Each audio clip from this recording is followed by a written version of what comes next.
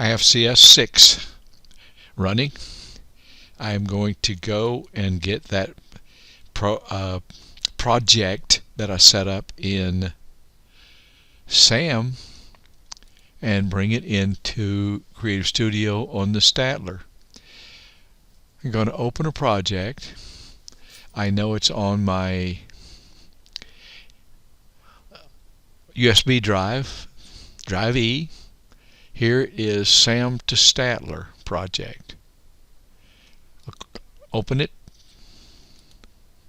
It's going to import it into Creative Studio. Okay. Now you say, well, that's not going to work. It brought it in to where my point of origin was, because that's the way it was set up in SAM. But here's where my needle is, in the upper left corner of the quilt. You say, well, how in the world are you going to get it there? Well, I can either select all of these and use a box, but I can also just select this first repeat. You see that box right there, that square?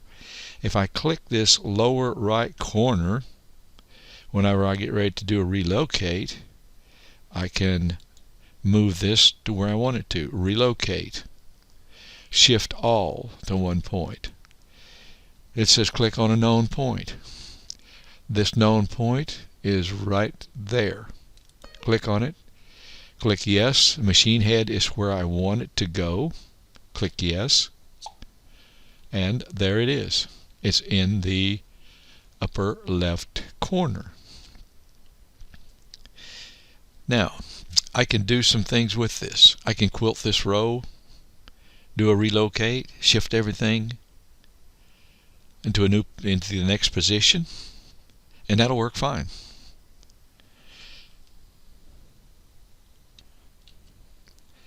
The pattern has been adjusted. The pattern's in the correct position. I drew a boundary. I adjusted the pattern to fit the boundary exactly how I wanted it to stitch out. Now I'm going to stitch this row. This first row now has been completely stitched. The needle is sitting at the end point of the last repeat in the first row. So I do things a little different than most people. I don't toggle all of these rows as sewn in repeat patterns edge to edge, because I know how much I can quilt, and I know that I can only quilt one row. So what I do is I hit OK on the 6-button keypad, and when the machine starts to move, I hit stop. If I don't do that,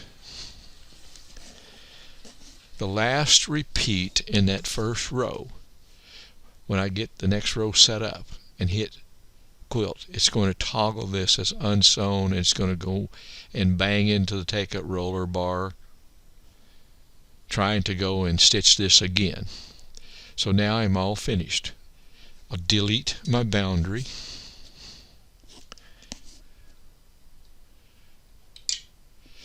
And I will relocate. Now remember, I've rolled my quilt. Now this is way up towards the take-up roller. Even though on the screen it looks like it's still down there, as far as the computer's concerned, it is. So I'll put my needle at the start point of that first repeat in that first row. So this is now rolled up on the take-up roller. So the needle is actually right there. And I can click anywhere. It doesn't matter where. Just right click anywhere. And use relocate, shift all to one point. Now, it says click on a known point. Okay.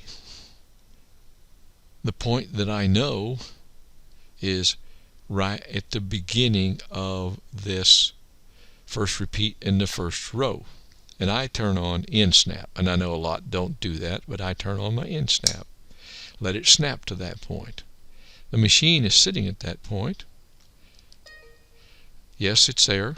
Click yes. Okay. My entire pattern field has been shifted to the start point of the first repeat in the first row that has already been stitched. And if I bring my machine down, you can see it goes right down right there I can put it right at the start point of the first repeat in the second row. And if I hit quilt, that's where it's going to go to. But before I do that, I will draw a new boundary and make sure my pattern has been adjusted. I relocated my patterns. I drew the new boundary. I adjusted the pattern to fit in the boundary. And I'm ready to stitch the second row. That is how simple it is. I hope this helps some of you that are hesitant to use repeat patterns for your edge-to-edge quilting. Have a good quilting day.